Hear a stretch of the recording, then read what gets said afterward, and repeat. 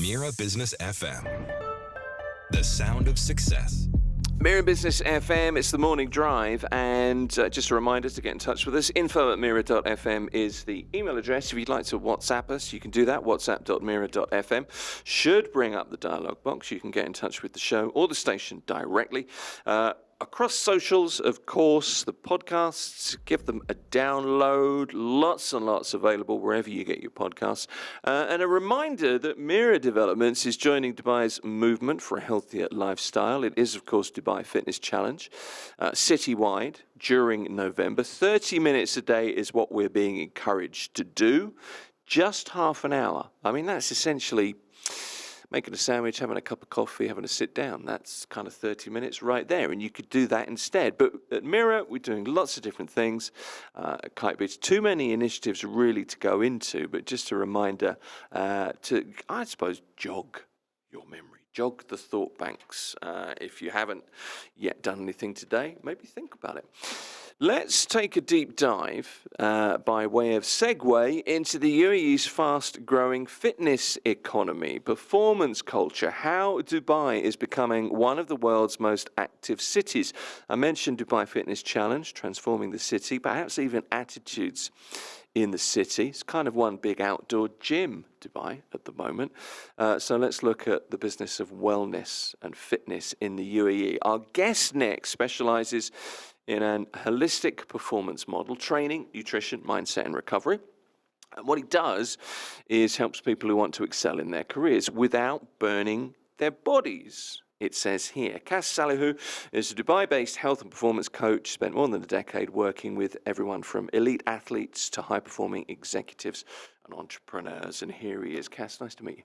Thank you for the intro. Very nice of you. Good to have you here. 10 years or so in the health and fitness space. You have a background in healthcare as well in the UK. I realise that. But was this always, when did it hit you that this is going to be the career that you want to follow? When did you decide, no, I'm going there?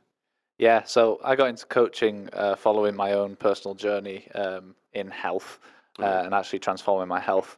So I completed kind of my degree, a master's degree, if you like. I was the expert in the field and not actually applying any of the expert things to my own life, so because I was a student. And the overindulgence. Yeah, literally student going out, you know what it's like. Yep. And kind of got lost in all of that during my degree. And I found myself in a place where I realized things needed to change and went through my own journey doing that, which wasn't a quick one and wasn't an extreme one either. It was a long process, which, I still kind of look after myself really well now and invest in a lot of the things I did at the start of the process now, which are part of the systems that I've created.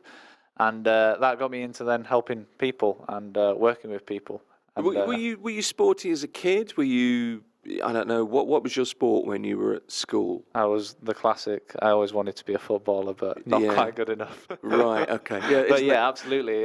Football, I did athletics, always, one of the fitter kids. Right. And found myself going to university and just literally going from playing football all the time and going to the gym and stuff to going out and wasting time and not looking after my fitness. Burning the candle at both ends, yes, should we say. Okay, absolutely. but you came out with a degree, so clearly you did something there. So there was a moment, I guess, where you thought, no, was there like a light bulb moment? Was there like a change moment where you thought, no, I've had enough of looking like this, feeling like this, being like this? Yeah. It's funny because there actually was, for me, there was one point where I was literally in the mirror and I was like, and there was multiple of those moments, but there was one where I was like, fuck, things need to change, Really? And that's where I was like, I actually do just need to commit to this properly. And I had plenty of the start, stop, try to change, never really see that progress and hold on to things moments. But at one point I was like, I really need to commit to this and make it the priority. Okay. Which is kind of where it all started. And it's kind of stuck with you. Okay. So you leave university and were you starting to get fit at university, or was it after? When did it happen? It was after, yeah. I mean, I still kind of tried to keep fit at university, but I was always in that start-stop culture where I was starting to go to the gym and then I'd overcommit to going however many times a week, and then I'd give up after a few weeks and I was still fat. So I got to the point. Okay, fair. I got to the point where, when I had that moment, I was like, no, I actually just need to change my lifestyle, and I need to, stop drinking less. I need to start eating healthier food. I need to change some of the things that I'm having to healthier options and build these systems, I call it, so that actually this is something that isn't just a weight loss journey, but a lifestyle change. So it's putting a structure in Literally, place. yeah. Literally taking a hold of yourself. Scruff of the neck kind of thing. Yeah, absolutely. Yeah, okay. So then your background is healthcare, I guess, and also the health and fitness space. What did you do? What was the career path? Yeah, so my initial experience was in exercise physiology, sports science, Right. providing sports science support in teams, in kind of elite sports environments, and with athletes in labs and stuff at university that we used, and doing like sports science testing and then training off the back of that. And I went from that into the healthcare space because that's where a lot of the field was going, if you like. A lot of the kind of jobs were going from sports sciencey type stuff into exercise, nutrition, well-being, because corporate backgrounds were investing in this. People want that, and it was an easier space to get into. And I actually find myself really enjoying that space because I just had access to so many more people I was helping. Yeah. So yeah, that's how I ended up then transitioning into working for Bupa. I used to do, if you like, the health MOTs, which is almost where you take your car for an MOT, instead you're taking your body. I used to do those, test people, and then give people recommendations based on their different outcomes of whether it's their bloods, their kind of body metrics and stuff like that. And then following that, I ended up working in the NHS and actually just coaching people full time. That's a great job. And then you end up in the UAE. What brought you here? I needed a change, yeah. So I was in 4 walls in a GP surgery in the NHS multiple times, and I was like, is this it? Like, can I be doing more with this amazing background that I've got and passion to help people? Like, the passion is the same, whether it was kind of in the sporting environment, in the NHS, or now. It is. I love helping people and actually helping people change their life. But when I was stuck in those 4 walls and I was in the UK and stuck in, the way the UK is at the moment, I was like, I need to get out of this. So me and my partner moved over here for a new challenge, if you like. Okay, I'm with you. I can see the path, and I can see the attraction as well. Let me just very quickly, I mentioned Dubai Fitness Challenge at the start of the show. I mean, it's kind of a unique thing in lots of ways. So every November, and I think it's been 7 or 8 years, I think it was 2017 it started, it's this encouragement, and it comes right from the top that, spend 30 minutes a day. That's really all you need to do. Do it for the 30 days. Hopefully that encourages you to do more. But it's this kind of state-sponsored, you could be better kind of idea, which is a novel idea. It's turned into a pretty big annual movement. From your point of view, you're fairly recently, you've recently become a resident here. What impact do you see that it's had on the fitness and wellness sector? What benefits do you see from it? Yeah, so this is my first year in Dubai during the Dubai Fitness Challenge. Right. Like, first of all, just the amount of people that are aware of it, the amount of people that get involved in it to some form of extent, and just the awareness, people that aren't getting involved but know that they kind of want to or should be. Or feel guilty that they're not. Feel guilty, which yeah. you could argue is actually almost a good pressure on people to go do something about the health, because there's people around them that maybe usually wouldn't be. So it's then, you might get someone out of that rut, if you like, that hasn't done anything but wants to do something and just needs that kick.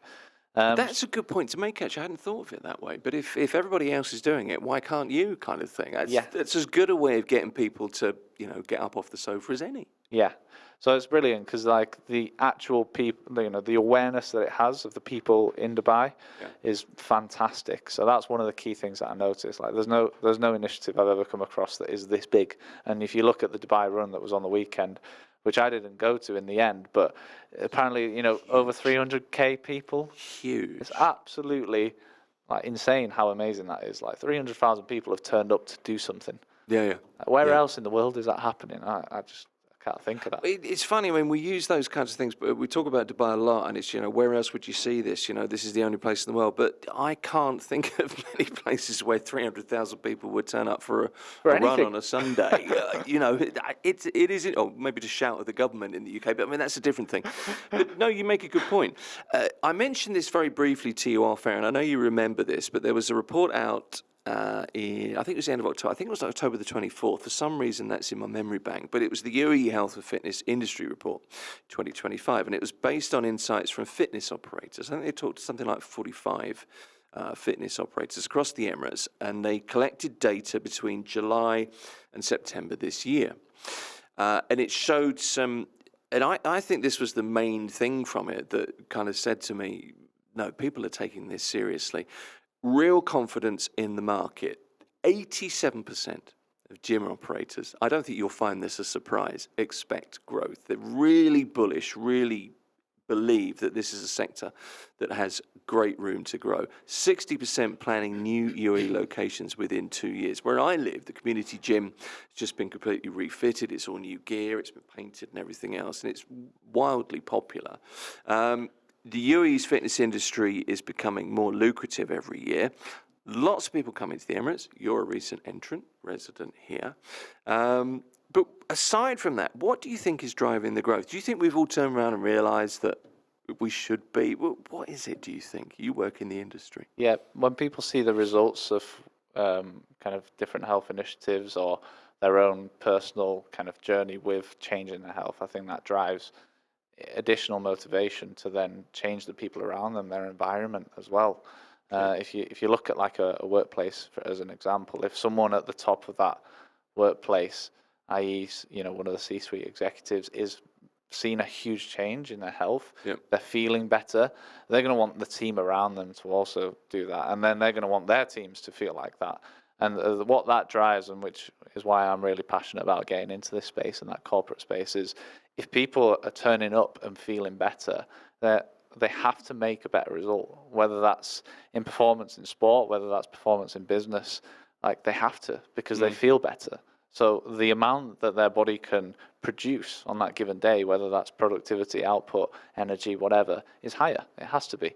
So, when people see that and feel that, and then they start to change the energy or culture in their environments or their workplaces, I think it really, really has a big difference. It can make a huge difference. Is that something that you talk about your passion for helping people, and I guess part of that is you see results. If you do a course with somebody or with a corporate or with an individual, after a couple of weeks, 4 weeks, 6 weeks, you start to really see the effect you've had on people, and that must be a great feeling. Yeah, absolutely. And one thing I'm quite big on is not just looking for the kind of before and after photo. In fact, I don't actually do that an awful lot. Most of my transformations are actually how the people feel. Right. How they feel when they're going to work, how they feel when they're actually getting home from work and they have the energy to then play with their kids or do something, how they feel when they're getting down to actually do something with their kids. And they have to squat or lunge onto the floor, and they can do that because they've been doing a training program which allows them. So these are the wins that I'm chasing for my clients, because it goes away from that extreme. I need to lose this to take a photo to prove that I can, be fit. But actually, you're just living a healthier lifestyle, which is then giving you the rewards of what you're actually looking for, which is, potentially turning up to work feeling better and having more energy. That lack of the kind of avoiding that feeling of burnout, being clear with decision making, having clarity, and being able to have good mental performance instead of always fatigued. All these things are things that people in business specifically definitely want to chase. Yeah, they do. And demands are made of you, aren't they? Dubai is a very competitive city. I think it's probably reasonable to say, there's a lot of work being done. People have to work hard. Yeah, absolutely. And maybe, you have to kind of force people a little bit to make time for their health. Yeah. The other thing from this survey that I mentioned to you just now is the proximity drives gym choice for 60% of consumers. So clearly, if you make it easy, to get to the gym, more people are going to use the gym. If it's hard to get there, the traffic issues that we have in Dubai as it grows. Aside from building gyms next to everybody's house or flat, or making sure that access is that much easier, how do we get more people to take control of their personal fitness? Because really it is about taking control, isn't it? Yeah. How do we do that, do you think? I think what would you like to see? I think I'm asking. I think that the initiative that we've had over the last month has been amazing, right? And that's just an example that, I've personally been on a journey with individuals who signed up to a competition basically on one of the radio stations, and they've literally committed to changing their health. And possibly people that wouldn't have done exercise for 30 days have been doing it. So initiatives like this and pushing these, maybe more so than just a month, but actually having something that would be sustainable over a year and looking at how that could have a long-term impact. Bringing it into schools, and I know they do that with the Dubai Fitness Challenge, but bringing it into schools so it starts from the younger years, bringing it into workplace environments and changing the culture even more in these settings so that people are genuinely actually interested in investing in their health. I think there's a real emphasis on in education now, physical education. My wife's a teacher, and I know a good few teachers, and I know a good few PE teachers, physical education teachers, and there are huge teams. And the natural benefits of the competition between schools is another thing. That's a great marketing tool, I guess, to some schools. But there are serious systems in place to make sure that kids are not just sat inside. During the day. Yeah, I think that's great because it pushes them to go and do stuff that they might not necessarily do. The Olympians of the future from the UAE, maybe, who knows? Let me ask you a little bit about your kind of day-to-day. It's a very technical job these days. I guess considerations like tailoring programs for different fitness levels, different attitudes to fitness, different mentalities. You have to consider age, nutrition, dietary advice, all those kinds of things. The other thing I was sat thinking about this last night. What are the hours like? Relatively unsociable, I would think. You kind of have to be working when? For myself? Yeah, for you. Yeah, so this is... Are you kind of weekends and evenings? No, this is really important to me that I try to switch off on an evening and enjoy time with my partner. Because if I can't be my best version of myself, then I can't be as good of a coach. So therefore, I can't help people as much. You're very disciplined. Weekends for me is my partner's in a corporate job, so she gets the weekends off, and I try to align with that as much as possible. Okay. And sometimes it doesn't always align, but absolutely I try to make it a priority because it's something that's important to me. And against lifestyle, isn't it? Yeah, absolutely. Yeah. And I think how you live, whether it's kind of the work-life balance, whether it's your health and fitness, whatever goal you're working towards, you have to identify how important it is to you. And for me, that's one of the most important things, which means that I basically align my work around that as much as I possibly can. Okay. You take a holistic approach. The notes about you told me here. So, and I mentioned the four kind of things in that approach, the training, the nutrition, the mindset, the recovery, which you clearly kind of stick to. But of those, which is the most overlooked in the corporate world? Yeah, I can say it straight away. It's recovery. Yeah. Okay. Yeah, it's people are very, very happy to put their foot on the gas, rightly so, because everyone's trying to smash it here. Everyone's trying to be successful, right? And you have to obviously put your foot on the gas, work hard to be successful. But that can come at a cost of your health at times, and it might be a short-term trade-off that you have to make at some point, but you do also then have to make a decision when it starts impacting you, how long you can really sustain that for until actually the cost is so bad that it could really become quite severe.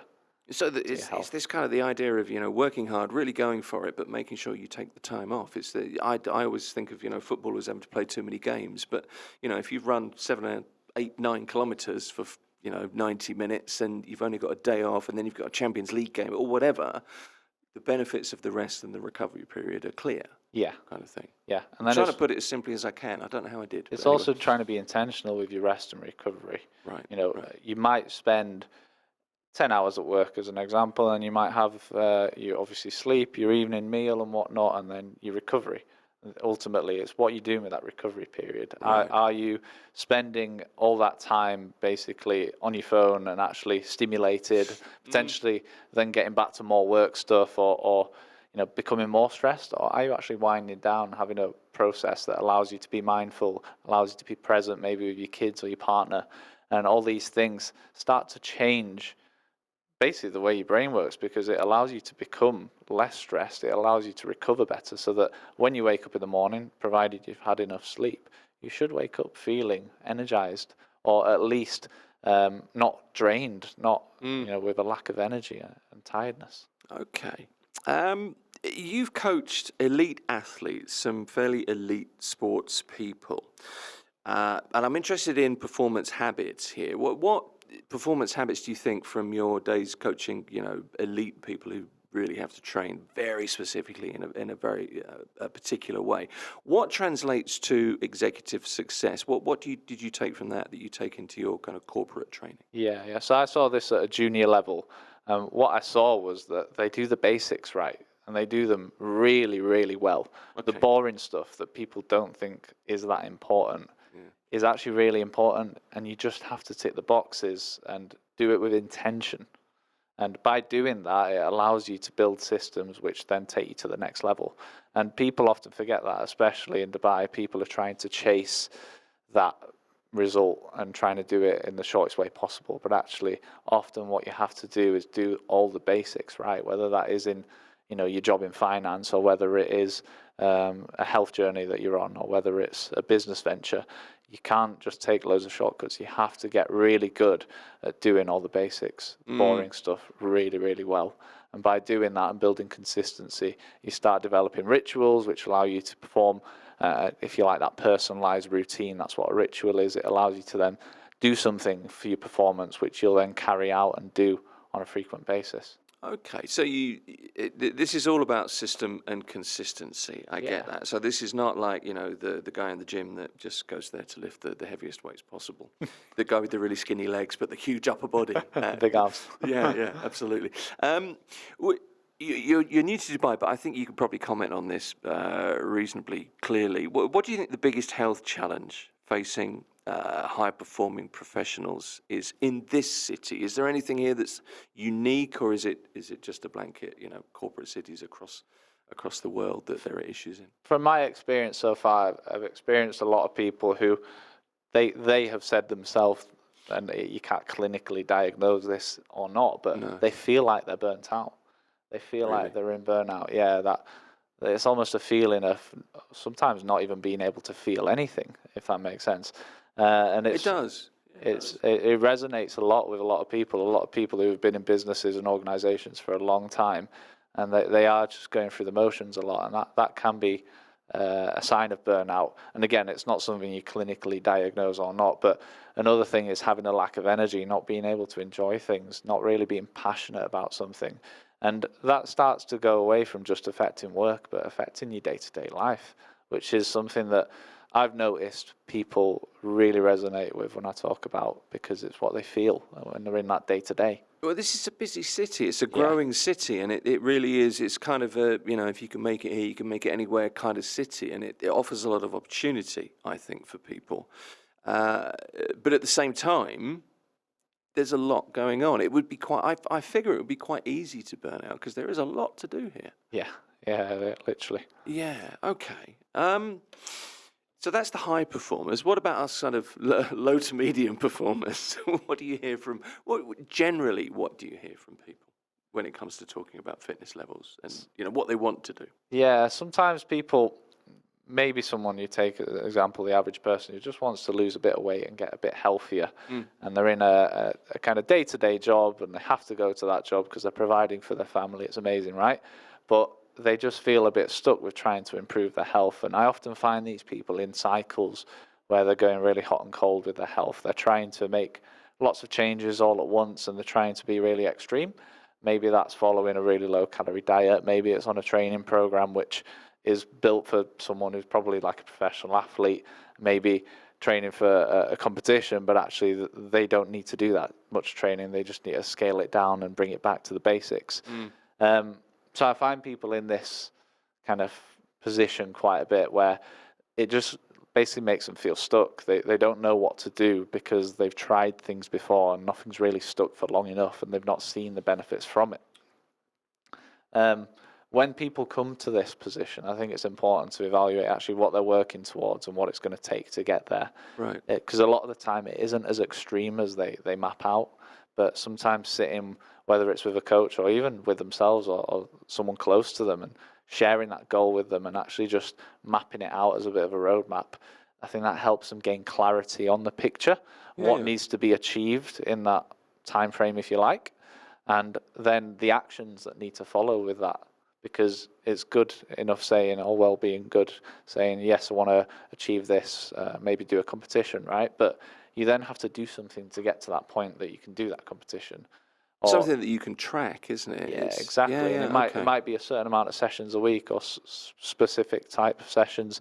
Or if you're looking at a weight goal, if it's to lose 10 kilos in a time frame, you have to do something to achieve that. You don't just lose weight. It might be increasing your step count. It might be reducing the amount of screen time so that you can go to bed early and get more sleep. And all these things are what I call building systems and daily actions to actually allow you to then go and excel beyond past that point of achieving that goal. Is it sad? I'm asking for a friend, as it were. I'm not much of a gym bunny. I got to be honest, but I do go. Is it sad that you track everything you do and look at the number of kilometres you do? Or is that the right thing to do if you're on the bike or rowing or whatever it is? So it's interesting. I'm actually kind of in the middle of that, where I don't. Okay. I honestly, if my clients were scanning everything that they eat on their phone, I feel sorry for them because they've got better things to do. You should get out more if you're doing that. Absolutely, yeah. And that is sometimes the problem, because the industry is trying to make it as easy to help a client as possible and then get more clients to make as much money as possible. That's what every coach in the industry is trying to do. So they're not necessarily then coaching their clients properly, because clients are then just being told what to do because it's easy for the coach to then track that, which is then just trying to get the outcome. But it doesn't actually build systems. Tracking your calories doesn't build a system to improve your nutrition. It just makes you aware of what you're eating or not. You need to then change what you're eating. And maybe tracking for a few weeks can be a good idea to create that initial awareness, but then it's what you do around that that changes your actual behavior around food, which will actually create an outcome around your weight. So it's checking and making changes and recalibrating where necessary. It's that, but it's that awareness, isn't it? Absolutely, yeah. And I think if you can create that awareness and become, and what I call is become an expert of your own health. Why people can be more educated if they work with a coach. And actually, client education is one of the most important things for me, because if I can teach my client a lot of the stuff that I know, they're in the best position when they're in a difficult position to make the call they need to make. So actually, they can then make a decision that's better for them at the time, even though it's difficult. So I really believe in that, because it allows people to feel empowered to make that change themselves. I was going to say that, actually. It's like fitness empowerment, isn't it? Yeah, absolutely. Yeah, okay. One final question, because we're out of time, unfortunately. But where does the time go? How, when, where do you work out as a fitness professional? You're, I guess, training people most of the day, hopefully, most of the day. What do you do? What's your kind of routine for yourself? Your health routine? Yeah, I look at the week ahead, work-wise, personal life, etc.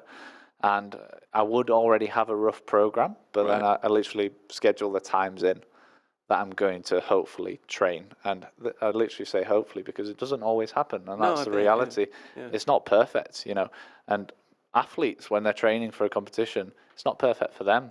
But if you hit 80% of the sessions that you've got for the week, maybe you got 5 sessions and you only hit 4, it's still a good week. So for me, that's the key. It's actually planning it in so that I can then look at what needs to be done to turn up to that session. If it's a run at a certain location, for example, I might need to pack different stuff because I might be out all day, which means I then need to make sure my bag's ready the night before. I need to make sure I know what I'm doing with my food, whether I'm out and about and buying, whether I've got stuff prepped, which might need to be in a cool box and all of this stuff. And then that level of preparation makes it easy for me to then execute the session. Whereas when there's a lot of resistance to execute whatever you're trying to do, it becomes a lot more difficult and you're less likely to actually attain it. I've learned something today. This is good. Kas Salihu is a Dubai-based health and performance coach. He specialises in a holistic performance model that's training, nutrition, mindset, and recovery. Thanks for coming in today, Kas. Thank you for inviting me. Yeah. Appreciate it. This is Mira Business FM.